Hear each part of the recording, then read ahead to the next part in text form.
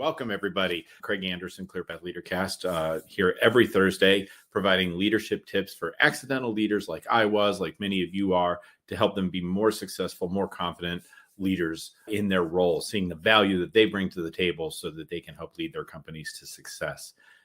On to today's content. This is based off the blog post called When Leaders Fail. And what inspired that post is I'm a Gator fan, big Florida Gator fan. And really was if you don't follow football, we just hired a new coach. And I look at so many things through that lens of leadership. And what I realized through that lens of leadership was that our coach who we just fired was failing on so many accounts for leaders. And there's lessons in that will help all of you become more effective leaders as well. So let's talk about what some of those things are where he failed so you can learn and walk away with 3 tips to make yourself a better leader. 1, he failed to make tough decisions. I'm not going to get into all the details of what that is, but let's talk about why tough decisions are so important for leaders.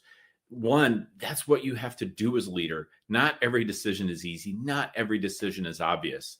In fact, most decisions have a lot of different ways to look at it, and they can be tough. Sometimes what makes that decision tough, if it's a personnel issue, that was the case with our coach, is you may have somebody who's been really loyal to you and you want to support them because they've been loyal to you, but they're just failing in the role. And what happens if you're the leader and you have someone who is obviously on your team who is not performing, who is not leading, who is toxic to the team? That undermines your credibility. It undermines your authority as a leader because people realize that there's no consequences for poor performance as long as you're close enough to the leader. I've worked at companies where, I swear a couple of the top people reporting the CEO were just toxic or ineffective, but they were kept there for so long.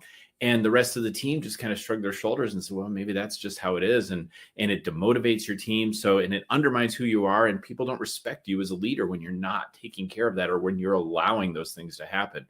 And so leaders need to make those tough decisions sometimes. And when they don't, there's going to be a cost for it. And inaction is a decision, and there's a cost for that as well. But what I would really encourage you as a leader to do is look at those tough decisions you have to make. Look at them in the context of the big picture of your business. And is it worth it to have that toxic manager, that ineffective manager in the business just because you think it's accomplishing certain goals, but it's decimating everything underneath in your company? So really would encourage you to make those tough decisions, think through them, and make the decisions you need to make for the betterment of the company and the team and your customers and your clients as a whole. So that's the first thing I want to touch on today. The second one is when leaders fail to communicate effectively. There were a lot of problems with the leadership style of our former coach, largely external to the team. We don't really have privy to see how he was internal to his team, but his communication style externally was really wanting. And we see that a lot of times with leaders where they don't communicate effectively, even internal to their teams, when there are obvious problems and they hand wave them away, or they don't confront those problems. Look, I used to say in our business, if we were struggling with things on the sales end and we weren't getting where we needed to be, and people said, oh, we don't want to get the frontline people, the call center people worried. And so let's not talk about that in the town hall that we're struggling on the sales side. And I said, look, your frontline people know when the business is struggling because they're not busy and things are really apparent. And when you don't communicate to that, I tell this to my coaching clients all the time, when you're not communicating effectively, when you're not talking about the things that need to be talked about as a leader, your team fills in the gaps. They make up stories. They will come up with logical reasons for things that they see in that vacuum that you've allowed to create. So as a leader, it's incredibly crucial for you to effectively communicate to your team. Have those activities where you get in front of them on a regular basis. Know the talking points that you want to have when you're in front of everybody, not to manipulate them, but to make sure you're getting all the information across. I even went so far as if we were making big decisions as a leadership team, we agreed before we left the room what the talking points were going to be so that everybody walked out on the same page with the same message. And that's so important for your team. You can't have certain people hearing certain messages, others hearing different messages. We really need one cohesive communication strategy for leaders when we're talking to our teams. So that is the second lesson that I wanted to share with all of you today, is that it's really important for you to communicate effectively as a leader. Be intentional about communication. It follows from tough decisions. Have those tough conversations that you have to have.